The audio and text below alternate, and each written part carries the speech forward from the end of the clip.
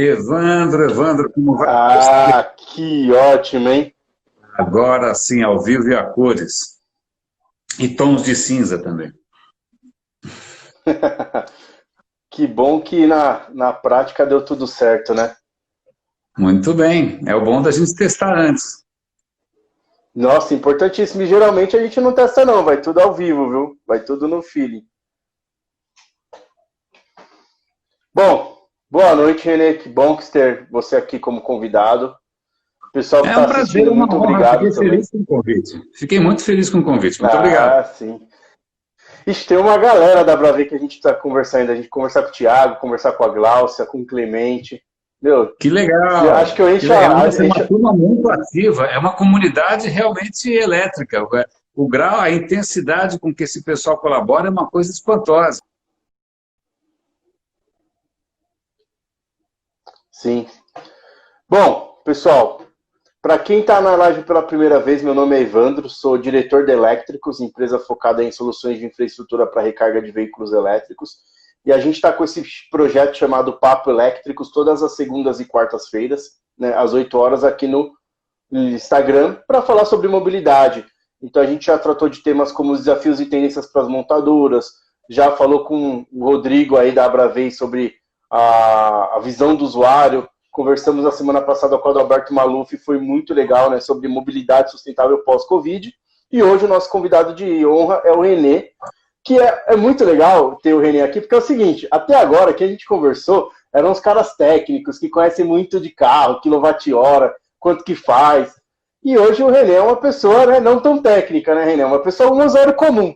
Então hoje a É gente vai trazer o basicamente um ponto de usuário vista... comum, é um usuário que A fala gente vai, muito, basicamente. Só a isso. gente vai trazer, então, a visão do usuário comum. Não é um cara técnico que fica estudando lá com o Charger On Board se é de GBT, se é de MOSFET e outros Deus me detalhes. livre. Não, ele é um usuário que tem uma experiência muito legal com o carro e vai compartilhar como usuário comum como que é essa experiência, né, Renê? E aí eu passo a Claro, palavra... o Rodrigo mandou aqui, né, comum... Ô, Rodrigo, comum no fato de, assim, não é tão técnico, né? Porque a gente sabe que tem pessoas muito técnicas. Agora a gente sabe que o Renê é um usuário totalmente incomum, né? Ele é um usuário comum quanto à parte técnica do carro, mas ele é um usuário totalmente incomum quanto ao Renê, né? O Renê é uma figura ilustre. vou tomar isso como um elogio, eu tenho que essa compliment. Bom, mas de qualquer maneira eu Não, fico super lisonjeado.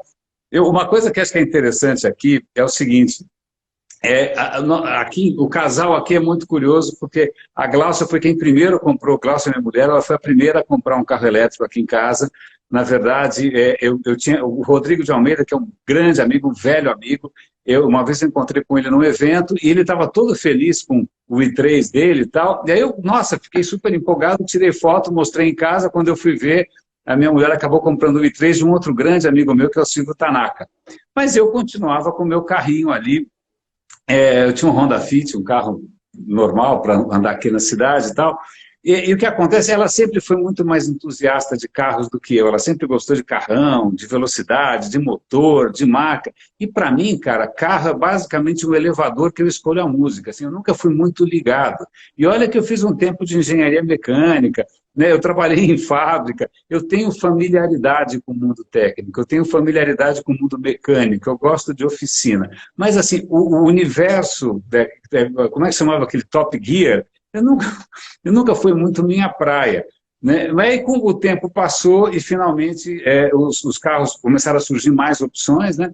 E aí quando a Renault lançou o Zoe, eu fui lá e comprei o meu pequeno Zoezinho para circular aí pela cidade. Então, por isso que eu estou me colocando aqui como um usuário um pouquinho diferente, porque eu não sou aquele cara aficionado do carro, eu não sou aquele cara que vibra, né? Não assisto, nunca assisti Fórmula 1 na vida, eu acho isso inconcebível, né? Eu não gosto de velocidade, eu dirijo que nem uma velhinha, Então eu falei, bom, quem sabe o meu testemunho, né, pode de alguma maneira fazer sentido para quem não é assim tarado por carro. De repente as pessoas que têm uma relação um pouco mais, sei lá, prosaica, né, utilitária com o carro, podem, sei lá, achar uma graça.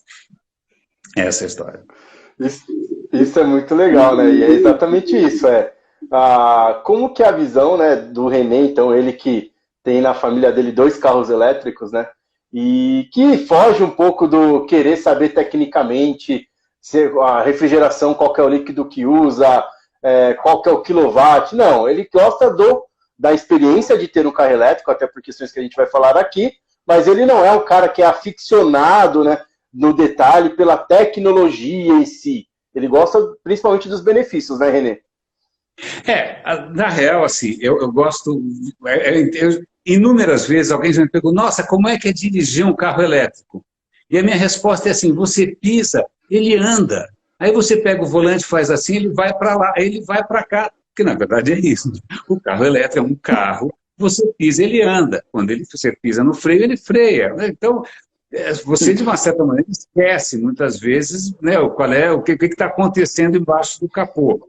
Né? A questão trabalho na área de tecnologia faz muito tempo, sempre trabalhei na área de web, grandes colegas aqui, grandes amigos de velha data, o Rodrigo é um deles, de mercado, e sempre tive uma ligação muito forte também com a questão de inovação, sobretudo com a questão de impacto social, impacto ambiental. Então, assim, eu já estava me sentindo culpado há um bom tempo. Não estou brincando, acho que desde sempre, né? Acho que, como bom paulistano, acho que eu passei uma boa parte da minha vida preso no trânsito. Aí você ficava lá, e ficava, cara, eu estou aqui queimando dinossauro, né? Queimando óleo, jogando fumaça, esse motor. Eu sempre fiquei inquieto com essa questão. Então, quando veio o carro elétrico, é lógico que tem uma série de questões interessantes, a regeneração da energia, a bateria, seja lá o que for, tal. Mas o que eu realmente queria ficar livre era simplesmente de um certo sentimento de culpa de estar queimando tanta. Imagina, porque era uma discrepância de discurso, né? Imagina, a Glaucia trabalha com meio ambiente, eu sempre falando de impacto ambiental e de mobilidade urbana, e estou eu lá com um carrinho parado no trânsito emitindo poluição. Não fazia sentido, não é? Então, assim, o que acabou me atraindo na questão do carro não foi tanto o objeto, o carro em si, tanto que volta e meia as pessoas falam, mas ele é bonitinho. Eu falei, é um carro. Não é uma coisa assim que eu fico muito ligado, né? Nem fico lá encerando, lavando. O brasileiro tem aquela fissura com o carro, né? Encera o carro, manda o carro polir, passa cotonete.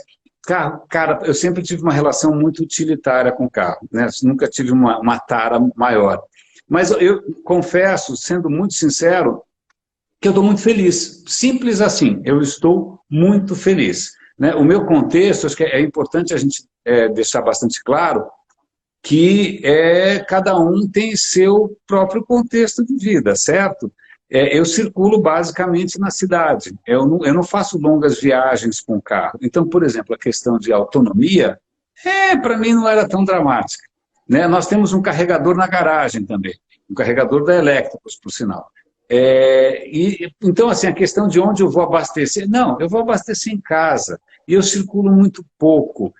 Então, o meu uso era essencialmente urbano. Então, tanto é que, às vezes, algum aficionado de carro chega para mim, mas ele anda. Eu falei, se eu pisar, ele anda, mas ele anda muito. Eu falei, cara, o limite em São Paulo é 50. Mas a quanto que ele vai? Eu falei, o limite em São Paulo é 50. Eu não sei se ele vai a 200, não me interessa, porque o limite em São Paulo é 50. Então, às vezes, o diálogo é um pouco difícil. Mas acho que o que acabou tendo um encaixe bastante legal é da minha necessidade. Eu precisava simplesmente de um meio de locomoção aqui, dentro de São Paulo mesmo, né, sem circular demais. Trajetos relativamente curtos, eu não circulo o dia inteiro. Né? Então, esse Renault Zoe, que é pequenininho, não sei se vocês já viram, ele é pequenininho, um carro ele é 4 portas, mas ele é bem pequenininho. Ele tem uma autonomia de 300 quilômetros, que para mim dura uma eternidade. Mesmo com carro a gasolina, eu rodava pouquíssimo. Então, assim, para mim é bárbaro. Eu sei, eu não preciso me preocupar se a gasolina subiu, desceu, se vai ter greve dos caminhoneiros, se não vai ter, se a pandemia vai atrapalhar os postos. Realmente, para mim, o carro praticamente desaparece, ele deixa de ser um problema, né? Ele passa a ser só uma solução. Bem legal, né? Principalmente isso que você comentou é muito importante, você tem o posto de, entre aspas, combustível na sua casa. Não importa o que aconteça, tá lá. E é muito engraçado, porque eu lembro quando a gente estava instalando, você falou, olha, mas ele tem um modelo de inteligência artificial. Eu falei, Evandro, eu quero fazer o seguinte, eu não quero saber nada, eu só quero enfiar no carro e depois desenfiar. Não, mas você pode... Eu não quero ajustar nada, eu quero alguma coisa que seja plug and play. E sabe o que é interessante? Assim, eu acho que o iPhone foi uma lição para todo mundo. Porque você tinha smartphones antes, mas era coisa para nerd, era coisa para geek, era coisa para engenheiro. O engenheiro andava com aqueles, sei lá, aqueles negócios da HP, da Compaq, aqueles, né, já tinha smartphone antes. Mas o iPhone foi o primeiro que qualquer um consegue usar. Liga e desliga, plug and play. Bota a foto do filho na capa, está ok, está funcionando. Né? Então, eu acho que é importante quando uma tecnologia ela se torna tão amigável que eu não preciso ser um gênio para usar. Né? Eu não preciso entender exatamente se é trifásico ou se é pentafásico. Né? Eu quero só enfiar, tirar, pisar, sair, e o resto, para mim, fica praticamente invisível. Né? Eu não tenho a menor ideia de como é que algumas coisas estão acontecendo.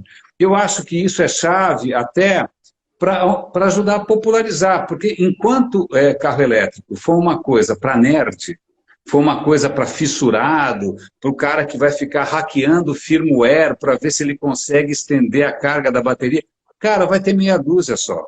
Né? Se a gente quiser realmente popularizar, as pessoas têm que perceber, cara, eu não preciso entender. É um carro, eu ligo, eu saio, eu volto, boto para carregar, que nem o celular. É como o celular, você bota para carregar o celular, no dia seguinte está ok. Então, eu acho que eu queria também compartilhar essa minha experiência, que não é uma experiência apaixonada, né, justamente para mostrar que o veículo elétrico, a mobilidade elétrica, eles vão fazer sucesso na hora que eles deixarem de ser uma coisa assim mística, né? Uma coisa realmente muito esotérica. Não, cara, é que nem carrinho de bate-bate, sabe carro de parquinho? É assim, você entra, pisa, o bicho sai, acabou. Não tem mistério. Carrinho de parquinho, se alguém já andou num carrinho de parquinho, é a mesma coisa. Né? Não tem câmbio, não tem chongas, você esquece de tudo. E tem um benefício aqui que aí eu deixo de ser um usuário comum. O que acontece é que eu sempre produzi muito conteúdo. E eu sempre tive um podcast, faz 17 anos que eu tenho um podcast. E eu gravava o podcast... Pode divulgá-lo aqui, inclusive. É o Roda e Avisa, rodaeavisa.com, radinhodepilha.com. Ninguém ouve, raríssimos ouvem, raríssimos, tem que deixar bastante claro. Os raríssimos, eu adoro, os raríssimos eles ouvem. Mas, pois bem, eu tenho há 17 anos um podcast, eu gravava no carro. E gravar no carro, um carro que faz tu, é um inferno, porque carro é barulhento. Então, sempre foi uma ruidosa. Hoje, o carro é um estúdio, parece que eu estou assim no estúdio da Globo, porque não faz barulho nenhum. Né? Eu consigo gravar com uma qualidade extraordinária. Então, quem andou ouvindo os Roda e Avisa mais recentes no carro, nossa, é um silêncio maravilhoso, parece que eu estou fazendo algum truque. Não, é que simplesmente o carro... Aliás, outra dica, para quem gosta de música, para quem gosta de ouvir uma boa música com qualidade, o carro elétrico é imbatível, porque não tem barulho. Você está praticamente sozinho numa sala, né, uma sala isolada acusticamente, ouvindo o seu som sem nenhum tipo de interferência. Tanto é que um dos critérios, eu confesso, para você ver como eu sou pouco ligado no carro, um dos critérios para eu comprar o Renault Zoe foi saber que o som era Bose. Eu falei, bom, se o som é Bose, agora eu comprei. Ou seja, eu comprei o carro por causa do som. Né? E aí eu ouvi som num carro elétrico, cara, não tem comparação, é muito legal. E o som, o Zoe é muito bem equipado nesse ponto, né? Que som! Pois é, o som é bom, rapaz, o som é bem bom. Nossa, ele conecta no meu Android aqui, o Android Auto entra na hora, funciona super bem, eu estou super tranquilo. Tem uma coisa que é curiosa só, esses carros elétricos, não sei se são todos, tá? Mas o meu, ele é muito silencioso. Né? Então, para um pedestre, vamos supor, você está manobrando na garagem, não faz barulho nenhum. Então, para um pedestre, isso é um risco. Então, o que acontece? automaticamente, quando você está andando devagarinho, ele aciona do lado de fora uma melodia, assim, meio cósmica. Parece um fantasma. No começo eu não estava entendendo, eu falei, que diabo é isso, cara? O que está acontecendo? Estou ouvindo coisas, tá? Mas depois que eu descobri que é a maneira dele alertar pedestres, né, crianças, tal, que ele está se movendo, porque senão as pessoas não percebem. É muito interessante. Isso virou lei na Europa, inclusive, né? Porque era um risco muito grande de aumentar o número de acidentes.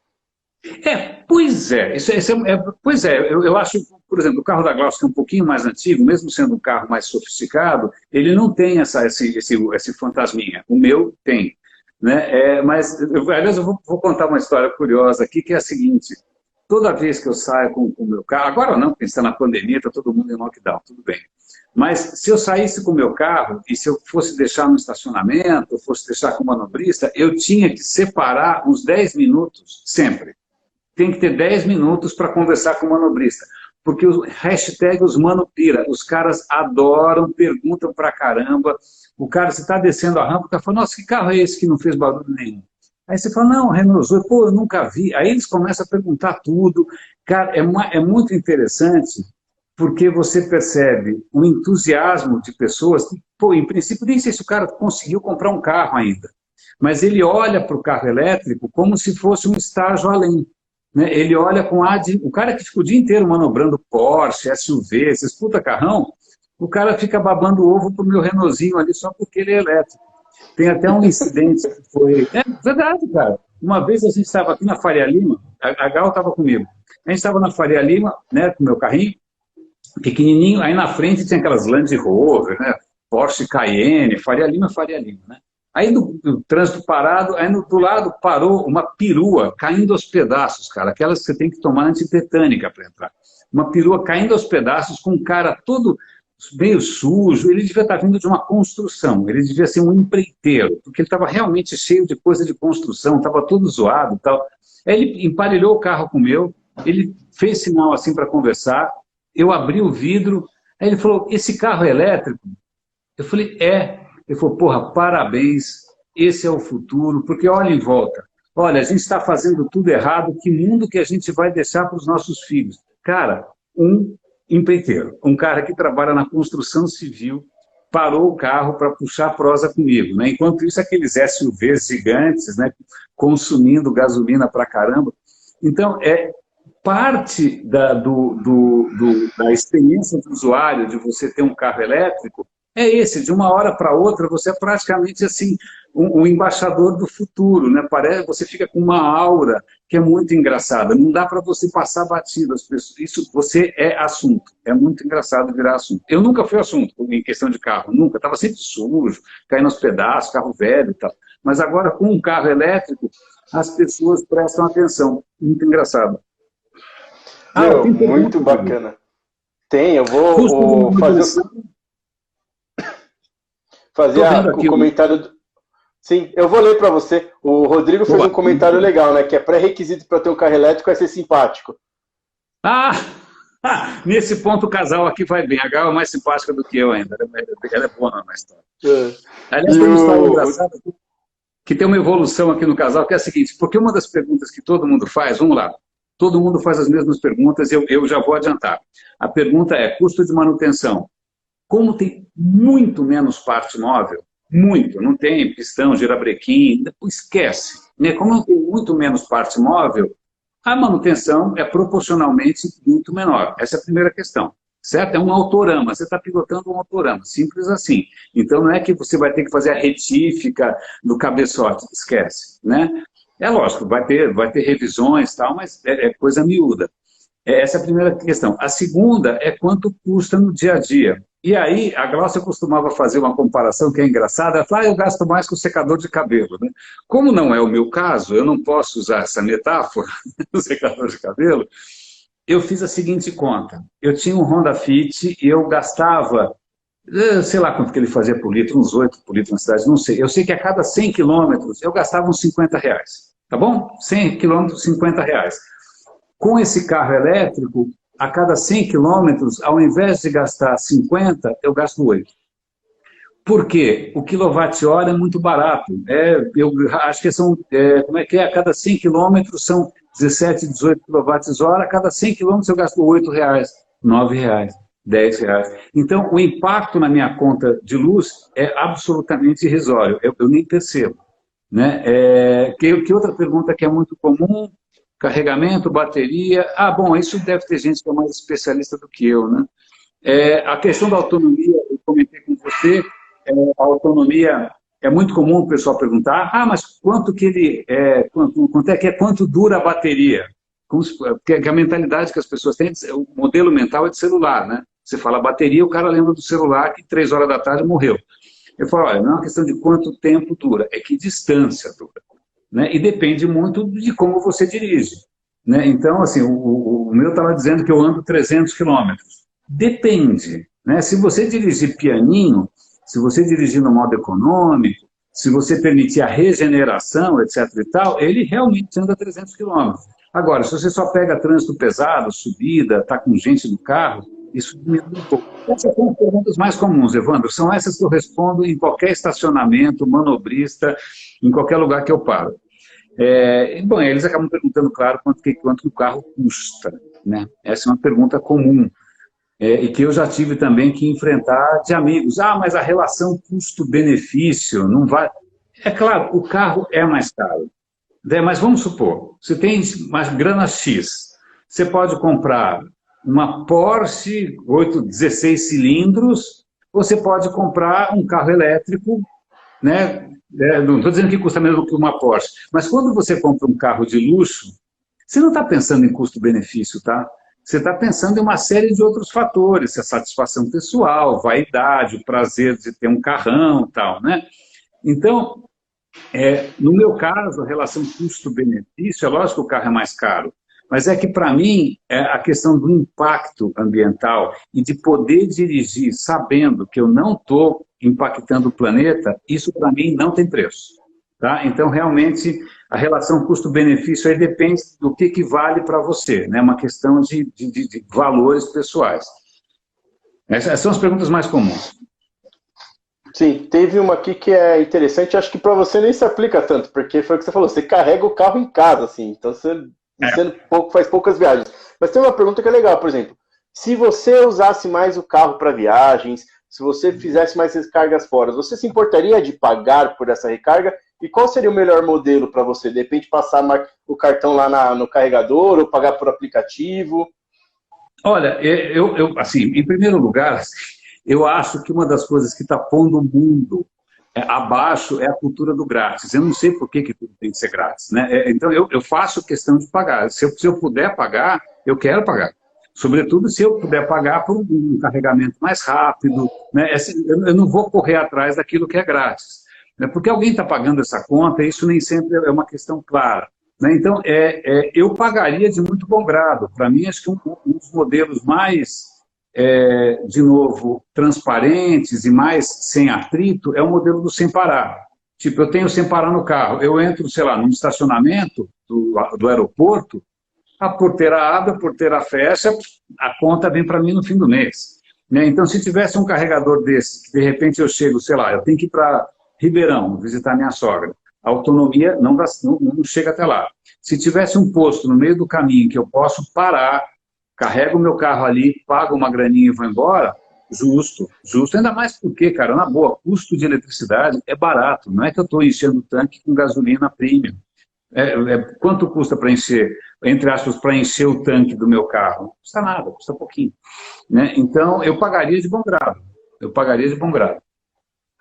Bem legal. E assim, acho que esse é um pensamento de toda a galera que eu conheço que tem o carro elétrico. Eles querem pagar, porque eles sabem que isso vai ajudar a desenvolver ainda mais a infraestrutura de recarga e tudo que ela vai favorecer, né? Porque fica aquela dúvida, né? Tudo bem que agora com o câmbio do jeito que tá, fica difícil ter o carro elétrico. Fica difícil ter carro. Sim. O carro elétrico, então, é um pouco mais difícil. Mas, assim, considerando condições normais, né? Fica sempre aquela dúvida, o que vai vir primeiro? O carro, e aí vão fazer a infraestrutura, ou primeiro a infraestrutura e depois vir o carro? Já foi comprovado que primeiro tem que ter a infra. E tem N questões também que já me escapam, mas aí o Rodrigo, o pessoal da Bravec, está muito engajado nisso, que é também a questão das políticas públicas, né, de você ter benefícios fiscais, de você ter algum tipo de apoio. Hoje a gente já tem algumas coisas que fazem diferença. Por exemplo, isso é muito bom para um usuário completamente distraído como eu, que é a questão do rodízio. Eu sempre dirigi como uma velhinha, tá bom? Eu sempre dirijo devagar. Então, a única multa que o idiota que tem é rodízio. Eu volta e meia tomava multa de rodízio, esquecia sempre.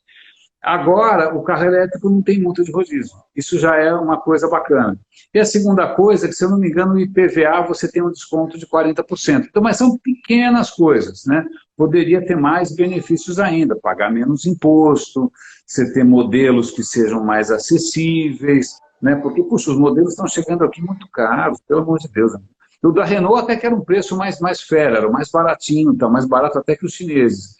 Mas é muito caro. Mas essa questão da mobilidade elétrica, eu tenho vários amigos que têm bicicleta elétrica, patinete elétrico, o diabo elétrico, cara, e a alegria, né, do cara circular por aí, sem fazer barulho nenhum, sem poluir, putz, é outro patamar, é muito bacana, é uma comunidade muito legal.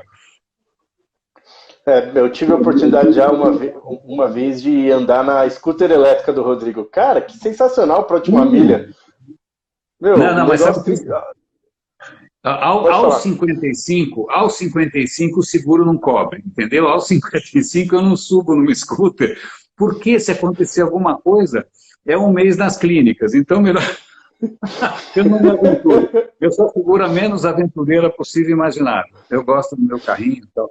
E é curioso porque, na verdade, assim, eu sou um entusiasta ainda maior do bom transporte público e de andar a pé, né? Eu acho que assim, a solução para o mundo é transporte público. Ponto. Ônibus elétrico, trem elétrico, né?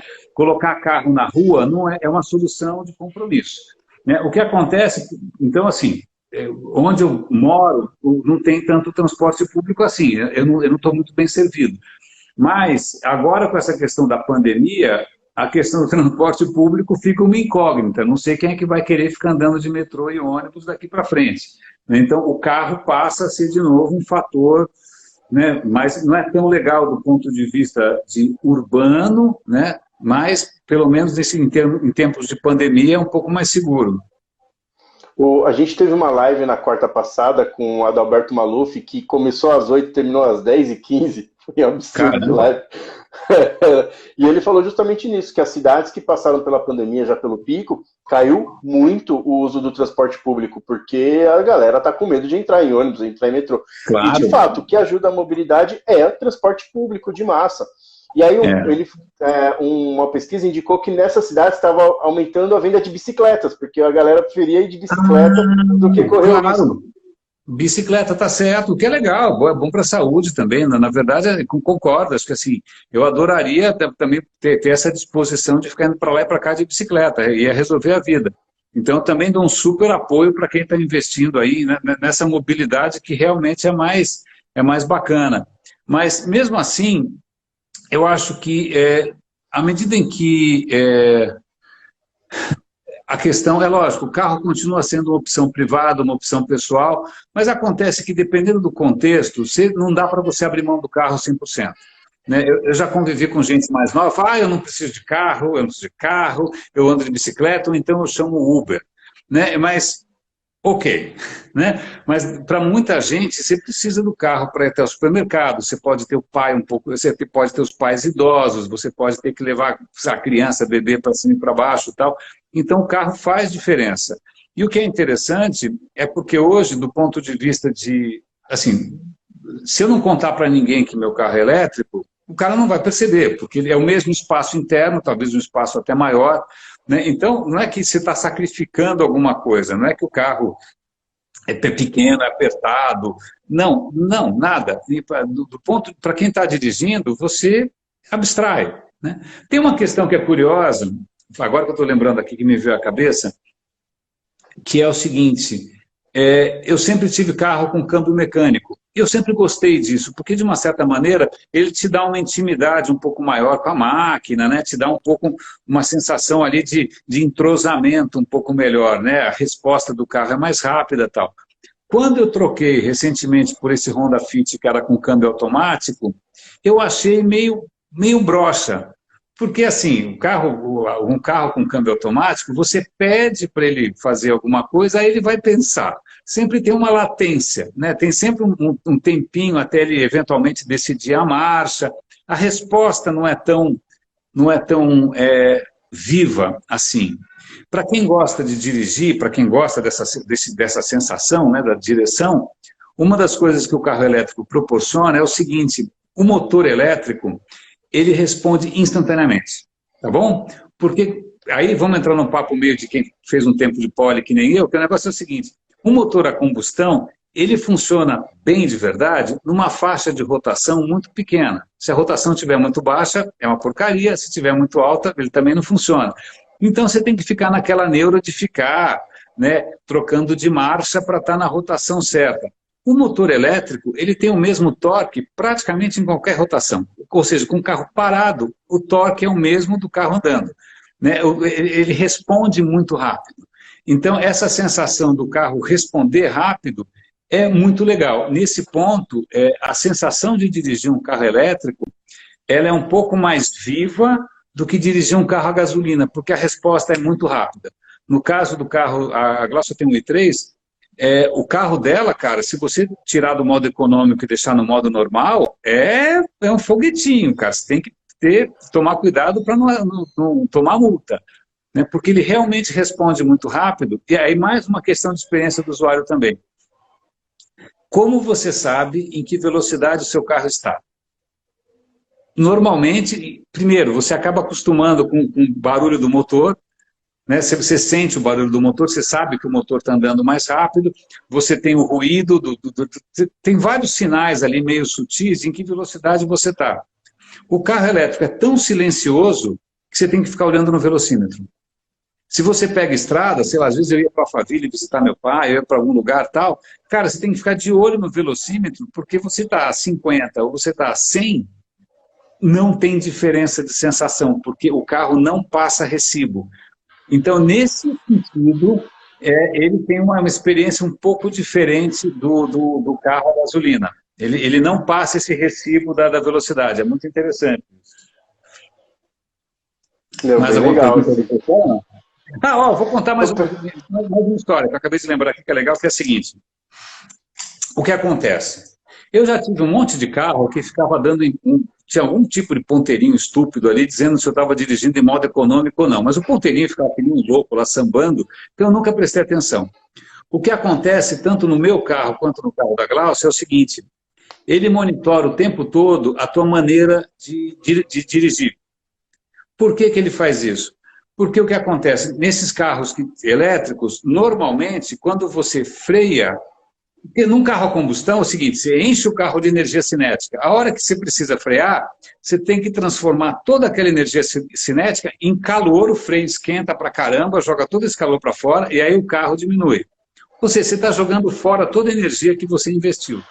Num carro elétrico, como você precisa frear, no que você começa a frear, aquela energia toda, ela volta para carregar a bateria. Então, uma parte da energia é recuperada para recarregar a bateria.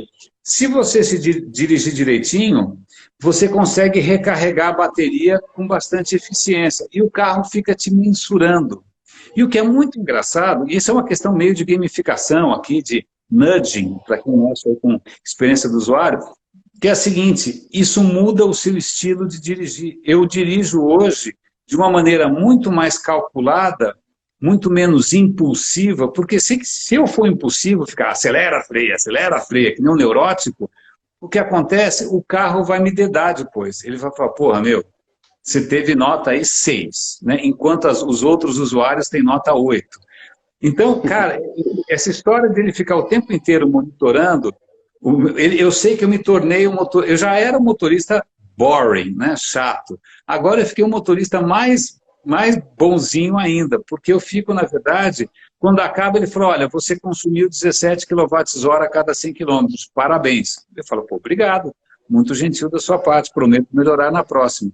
Então você cria uma relação muito interessante com o impacto das coisas que você faz, o que eu acho legal.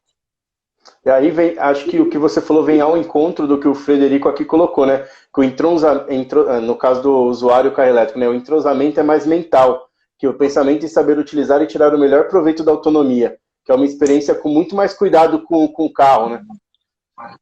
É interessante, eu sei, eu demorei para perceber isso, né? Eu demorei para, não era uma coisa consciente, né? Mas eu percebi que eu estava dirigindo de uma maneira muito mais, às vezes quando por alguma razão qualquer eu tinha que frear de repente, algum maluco fez alguma coisa de louco, eu falava, puta, que droga, cara, isso vai prejudicar a minha nota no final, né?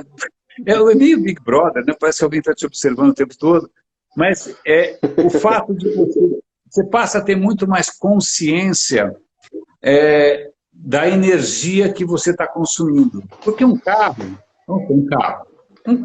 você gasta até acabar o tanque, aí você enche de novo, cara. Você enche de novo, porque vai em qualquer posto e enche de novo. Você não fica muito na neura. Mas como a bateria, ela te passa uma sensação de uma energia limitada, como a bateria do celular, você fala, cara, se eu gastar demais, eu não vou conseguir. Então, eu acho que isso cria uma relação subjetiva mesmo, um pouquinho mais cuidadosa com a maneira que você usa as coisas. Acho que com o carro era meio, você enche o tanque, sai pisando, dane-se, faz barulho e tal. Agora com o carro elétrico você passa a ser um pouquinho mais cuidadoso. É a minha percepção, pelo menos. Você sabe que é engraçado, porque, por exemplo, eu morei um tempo na Alemanha e um tempo na Suíça, eu tenho alguns ótimos amigos suíços, e que sempre que possível que eles estão de férias, alguma coisa, eles vêm para cá visitar-me. E aí, numa primeira vez que eles visitaram, que a gente foi viajar, sei lá para onde a gente foi, e aí eles falaram, como o pessoal dirige agressivamente no Brasil, na estrada fica um colado no outro, aí quando precisa frear, todo mundo baixa de vez a velocidade, aí até ganhar a inércia, vencer a inércia de novo e sair. Fala, se você manter uma distância, o fluxo de carros anda muito melhor, porque você não precisa frear tanto. E outra coisa também, no farol, ele fala, por que o farol tá fechado, a galera tá acelerando para chegar lá no farol e ter que brecar? Eu vou cantar aquela música do Ney Matogrosso, Sangue Latino, né? Vou cantar essa coisa do sangue. Que a gente é muito mais impulsivo, não tem comparação com o temperamento germânico. Mas vamos nos lembrar também que se você pega uma autobahn, os caras dirigem a 300, né? Com muita calma nessa hora. Sim, a questão não era da velocidade, era da forma que dirige. Sim, mas o que é interessante é que São Paulo tem um trânsito intenso, mas não chega a ser insano, né? Ele é intenso só. Agora, se você circular um pouco mais pelo Brasil, você vai para lugares que de repente não tem tanto trânsito, mas as pessoas dirigem de uma maneira muito mais agressiva. Às vezes que eu, sei lá, estou no interior os caras, ficam loucos, buzina, xinga, você fala, vai para São Paulo, mas é engraçado porque, na verdade, é desconectado. Essa agressividade, essa impulsividade é desconectada do estresse verdadeiro, né? Aqui em São Paulo, que você tem muito mais estresse, você percebe que é muito mais fácil, eu acho, muito mais fácil dirigir aqui do que no Rio, né? Ou dirigir em Brasília é uma insanidade, eu nem me atrevo a dirigir em Brasília, mas imagina. O Rogério e o Rodrigo estão aí, né? Podem falar como que é Brasília. O que vocês acham? É uma boa pergunta. A minha impressão é que realmente aqui é assim, a impressão que eu tenho é que é um pouquinho mais disciplinado, né? Você saiu daqui, o pessoal fica, ou pode ser estranhamento, sei lá, né? Mas eu já ouvi de pessoas de fora, por exemplo, eu estive em Fortaleza a trabalho, e o pessoal falando, dirigir em São Paulo é uma delícia, aqui a galera não respeita a seta, não respeita a faixa, não respeita nada, é uma brigaiada danada. Coisa meio no cotovelo, né? Mas o que tem... E é uma questão curiosa, até tem uma ironia aqui, que parece anedota, mas é verdade. Assim que a Glaucia comprou o i3 dela, assim, na primeira semana, ela estava indo trabalhar, e ela trabalha super perto daqui, 3 quilômetros. No primeiro quarteirão, veio uma Land Rover e, pum, encostou atrás do carro dela. Na primeira semana, cara, aqui tá cheio de Land Rover, né? Aí ela ficou chateadíssima, mas não aconteceu nada. Tá bom, aí eu comprei o meu carro. Na primeira semana, a 2 quarteirões daqui, veio uma Land Rover e, bum! Eu falei, mas pô, que é isso? É uma conspiração da Land Rover? É a vingança do Jurassic Park, né? Vem um tiranossauro atrás de você e, bum! Eu falei, mas que barca... Cara, 2 Land... Então, quem comprar um carro elétrico, cuidado com os Land Rover, cara. Tem uma praga rondando aí. O Rodrigão comentou que lá em Brasília é bico, que lá o carro anda. Em São Paulo o carro se arrasta. Ah, mas tá bom assim, tá bom assim, tá bom assim, melhor assim. É que, olha, cara, na boa, é que eu realmente não sou parâmetro, tá? Eu não sou parâmetro para várias coisas. Eu nunca É, assisti corrida de automóvel, eu não assisto Copa do Mundo. Então, assim, e dirigir, andar de carro comigo é para dormir. Deve ser bom para dormir. Você deita, dorme, porque eu dirijo devagar, eu não fico nervoso, né? Eu vou andando agora, pianinho. deixa eu te fazer uma pergunta, Renê. Você já pegou o Marginal Tietê 5h30, 6 horas da tarde, sentido centro-bairro? Já, nós já peguei condicionamento pesado com o carro. Mas, de novo, uma das coisas legais é justamente estar dentro do carro. O carro é uma sala de estar, né? Você está tranquilinho, quietinho, ouvindo música, né? Eu estou sempre ouvindo meus podcasts, então, tem, né? Se você arruma alguma coisa interessante para se ocupar, que é o que eu sempre faço no carro, o carro sempre foi meu estúdio, por assim dizer, então o tempo nem me incomoda tanto. Então, assim, realmente o Ah, trânsito nunca me incomodou tanto. E outra, felizmente, nos últimos, sei lá, 10, 15 anos, eu não tive que pegar trânsito demais. Acho que teve uma época, quando eu trabalhei na Local Web, o trânsito era um pouco mais chato, que era ali perto da Ponte João Dias, mas de resto, sei lá, meia hora para ir, meia hora para voltar. Então, assim, eu fui privilegiado nos últimos anos por não ter que andar tanto assim pela cidade, né? Não tive que cruzar o rio para lá e para cá, não, nada. Então, até que não doeu tanto. Mas eu nossa, ainda um dos acho, pontos que. diga. Não, pode falar, por favor. Não, eu ia Não, falar que um acho dos que, acho que pontos que me fez tomar a decisão. diga. Calma, então, pode falar. Não, agora é contigo. Vai lá, Pode vai lá, vai lá, falar. vai lá. Um dos pontos que. Tá bom, então, vou falar. Um dos pontos que me fez pedir demissão da BB e abrir a empresa própria é porque eu não estava aguentando mais demorar 1h30 para ir, chegar na BB todo dia e pelo menos 1h30, 2 horas. Isso se não chovesse, se não fosse sexta-feira, para chegar em casa, assim, tava muito difícil. Então, era punk. É, não, mas olha, vou ser muito sincero com você. Eu já pensei duas vezes antes de aceitar a proposta de emprego, se o lugar era longe. Né? Eu lembro que, aliás, aí tem outro, eu tenho que confessar aqui também que eu tenho um senso de direção horrível. Eu me perco muito, eu me perco dando volta no quarteirão. Então, eu realmente tenho um senso de direção muito ruim. E eu lembro que uma vez eu tive uma entrevista na Natura, que é uma puta empresa legal, né, com aquele super senso de sustentabilidade e tal. O lugar é maravilhoso. Cara, e para eu chegar em Cajamar, eu errei o caminho umas 3 vezes. Eu cheguei lá completamente estressado. Aí o lugar era lindo. Eu falei, bom, o lugar é lindo, mas, cara, se todo dia eu passar esse estresse, eu não vou conseguir. Então, tem home office, né? Acho que não tinha, na época não tinha. Mas então, eu acho que assim, aliás, isso até é uma reflexão interessante, né? Eu acho que agora, com a pandemia, está mostrando para todo mundo como é legal fazer home office, né?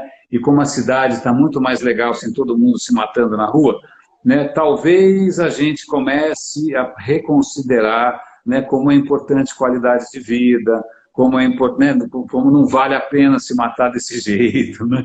Quem sabe a gente começa a valorizar um pouco mais um estilo de vida um pouquinho mais, sei lá, um pouco mais humano, né? Porque, cara, a gente estava se massacrando, matando, coisa de louco.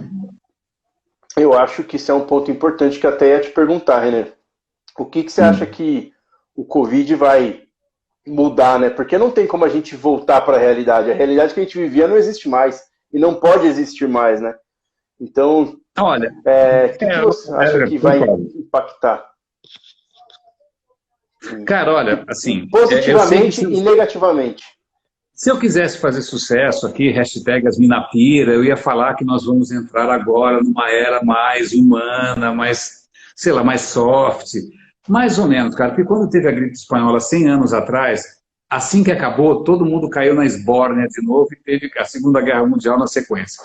Então, assim, a gente não é uma espécie que aprende com muita facilidade, entendeu? A gente esquece. A gente teve uma pandemia imediatamente atrás, que foi o SARS, que era tão ameaçadora quanto essa, aí parou de repente, aí a gente esqueceu de novo. Eu acho que é só ver o que está acontecendo na China. Os caras já estão dirigindo que nem uns loucos, já está tendo trânsito de novo. Tudo indica que, né, infelizmente, está todo mundo louco para voltar para aquela vida normal de correria. Né? Infelizmente. Então, é lógico, eu quero acreditar que as pessoas vão redescobrir um pouco o prazer de ficar em casa, né, de eventualmente fazer um home office. Pô, dá para fazer, não é um bicho de 7 cabeças.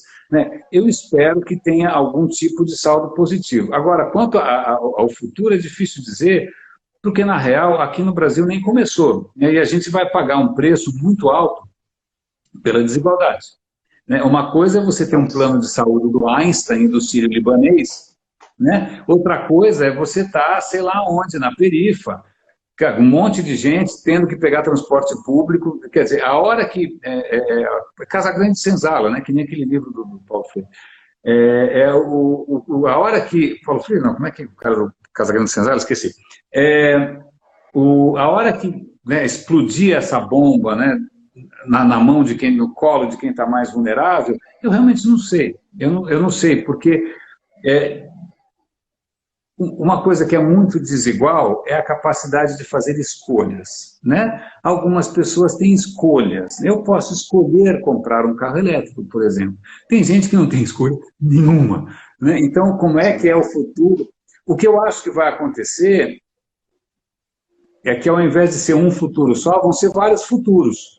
Você vai ter o futuro de quem tem escolhas, né? E vai ter o futuro de quem não tem escolhas. Então, eu não consigo, eu não tenho nenhuma bola de cristal, né? O que eu acho que eu ficaria muito feliz se o que acontecesse não fosse tanto no nível individual, mas até fosse no nível político, né? Na hora que líderes absolutamente cretinos e retrógrados e ruminantes começarem a cair em descrédito, né? Quem sabe as pessoas começam a valorizar líderes que, porra, fazem a coisa certa na hora certa, né? Ou que tentam fazer, pelo menos. Porque política pública é super importante, né? A gente fica só pensando no nosso próprio umbigo. É como a questão do carro elétrico, né? Isso só vai para frente, a gente pode ser tão entusiasta quanto a gente quiser, a gente pode ser apaixonado, fazer conta, dar uma de engenheiro aqui, fazer gráfico, mas, cara, se não houver uma política pública responsável, focada, né, no futuro, no investimento no futuro, cara, não vai, porque essa história de custo-benefício é para inimigo. Você só faz essa pergunta para inimigo. Custo-benefício você faz para alguém que você não gosta. Né? Qual é o custo-benefício? Porque, na boa, a China está agora com energia solar sobrando lá. A Europa, na Califórnia, energia solar para tudo quanto é lado. Porque alguém, em algum momento, bancou essa história. Esse é o caminho certo, tem que ser feito, uma hora a conta vai fechar. Enquanto a gente fica nesse raciocínio que é muito vender o almoço para pagar o jantar, né? Esse custo-benefício muito imediato, a coisa não anda. Porque se for pensar mesmo na coisa imediatista, não compensa. Né? Então vamos continuar queimando petróleo que nem uns loucos, tal, porque a conta não fecha. Mas a questão é, em algum momento alguém tem que pensar, né, olhando do futuro para trás, né, que futuro que a gente realmente quer, né? E aí políticas públicas. Então eu acho que nessa hora mesmo da pandemia, talvez isso abra espaço para a gente perceber que as nossas políticas públicas são uma bosta, em português, claro. A gente não tem saúde, a gente não tem infraestrutura, a gente não tem educação. Né? A gente está brincando de shopping Iguatemi aqui, mas o país continua sendo, né, sei lá, a Zâmbia. Então, se tem alguma coisa que eu gostaria, né, que ficasse aí como legado desse período todo, é a diferença entre você ser um líder completamente cretino, que só pensa em reeleição ou vaidade, e quem faz a coisa certa, e não precisa nem ser um país rico, cara. O Vietnã teve 0 mortes, o Vietnã é um país miserável. A Nova Zelândia, tudo bem, é uma ilha, mas também, tá bem, né? Aí você tem país que é mais rico que fez besteira, a Inglaterra fez besteira, Estados Unidos fez besteira, a Suécia fez besteira. Né? Então não é nem uma questão de dinheiro, não é uma questão de riqueza, não é uma questão de etnia, não, é só uma questão das pessoas terem uma visão mais responsável. Então, assim, o que eu acho que a pandemia poderia servir é justamente para a gente ter essa consciência um pouquinho mais pública e menos individual. É meu ponto. Concordo, não tenho o que adicionar, perfeito. Acho que é exatamente isso. A coletividade tem que prevalecer. E a gente tem que entender que quem está lá nos representando tem que representar os nossos interesses. Não é o interesse do René, não é o interesse do Evandro, não é o interesse do Rodrigo, do pessoal que está assistindo. É o interesse da massa. Né? O Brasil tem mais de 200 milhões de habitantes. Eu assisti uma reportagem ontem, se eu não me engano, Eu fiquei abismado. O Brasil tem 3 milhões de pessoas que não existem porque não tem certidão de nascimento. Ah, não, é mais do que isso, é mais. Quando vieram agora com esses números, quando eles vieram com aquele auxílio, né, de R$ 600, cara, a quantidade de invisíveis é brutal. Eles nem sabem quantos são. É um absurdo isso. Não isso é um absurdo. Teve um artigo muito bom, acho que no Estadão também, que chamava Os Invisíveis. É isso, a gente tem milhões de invisíveis, a gente nem sabe que os caras existem. Cara, praticamente metade do país não tem esgoto tratado. Né? Então a gente está aqui falando, né, carregadores elétricos, cara, estamos num país em que... E aí o que é mais legal é isso, né? A hora que você vê alguém que de repente mora numa circunstância, o cara está lá batalhando, está tentando botar um filho na escola, está ralando, o cara de repente nem veio daqui, veio de algum outro lugar, está realmente começando do zero, é esse cara que quando vê um carro elétrico, o cara te aplaude. É engraçado isso, né? Quem tem grana, quem é bacana, vai comprar um Porsche Cayenne, vai comprar, sei lá, que porcaria, um SUV da Land Rover, né? Que custa uma puta fava, uma Mercedes. É louco isso, né? Porque é muito engraçado. Mesmo aqui, com relação à pandemia, uma das poucas vezes que a gente saiu 2 vezes. Uma vez para ir no supermercado, e aí o que fomos num supermercado aqui do lado, super bacana, o pessoal bacana, sem máscara, sem nada, como se não houvesse amanhã. Você fala, o que falta para essa criatura? Ela tem educação, ela tem acesso à informação, ela tem dinheiro, por que essa pessoa não é responsável? Então, assim, eu hoje, sendo muito sincero, quando eu vejo o entusiasmo de pessoas que, ainda, de repente, estão no começo da vida profissional, tal, mais entusiasmadas com a questão ambiental, com a questão elétrica, aí eu fico com esperança. Porque, de repente, esses caras têm uma noção até mais real, né, de solidariedade, de sociedade, do que o pessoal que está lá com Excel, entendeu? A turma do Excel, não sei, eu não boto muita fé, não. A turma da Faria Lima, né? Os Faria Limers. Eu acho que assim, né? Eu tô muito triste com essa situação, para ser bem sincero. Primeiro pelo número de vítimas e segundo porque para onde eu olho eu vejo galera fazendo besteira, assim, sabe? Não respeitando o que tem que se respeitar, que é a ciência que fala use máscara. Onde eu moro, periferia. Eu moro na periferia. Cara, a galera tá assim, fazendo churrasco e beleza. Sabe que tem uma coisa que é curiosa? Que isso é uma coisa interessante. Eu sei que tem muito nerd assistindo a gente. Tá? Aliás, o próprio Luciano Huck publicou alguma coisa no Estadão hoje. O Luciano Huck entrevistou o cara da Infosys, que é uma gigante de tecnologia. E aí o cara falou, não, o futuro depende da tecnologia. Eu falei, cara, toda pessoa, onde você olhar, o cara tem um supercomputador na mão ligado na nuvem. Tecnologia ele tem, cara. Tecnologia já está aí. O que está faltando? Ou seja, a gente colocou tecnologia na mão das pessoas e não adiantou nada. As pessoas continuam agindo de uma maneira tosca, grosseira, com completa miopia mental. Então eu fico me perguntando se o que faz diferença de verdade é a tecnologia. Eu acho que não. Né? Eu acho que falta justamente assim, a formação de um espírito mais cidadão, né? De uma coisa um pouco mais coletiva. Cara, porque, na boa, qualquer pessoa andando na rua, pode, por exemplo, Bolsonaro, que não consegue fazer uma ponta de padeiro, ele consegue fazer uma live. Cara, uma live é de uma sofisticação tecnológica inimaginável. Imagina uma live, você tem que ter todo o protocolo TCP/IP, você tem que ter compressão de dados. Cara, uma live é um milagre. O que a gente está fazendo aqui é um milagre. E qualquer presidente com coturno lá consegue fazer esse troço, mas ele é um ogro. Então, o que está fazendo falta para as pessoas que não é necessariamente mais tecnologia. Tanto que na hora que eu comprei esse carro, eu nem quis que ele tivesse, sei lá, radar. Não, cara, eu não estou preocupado. Eu só quero não impactar o meio ambiente. Né? Então, a gente às vezes foca demais na questão tecnológica, mas, cara, não é isso que está fazendo diferença. Pega os Estados Unidos, é o país mais avançado tecnologicamente, o presidente é um completo bozo, um bozo, que não consegue, o cara não deve achar que o Sol gira em torno da Terra.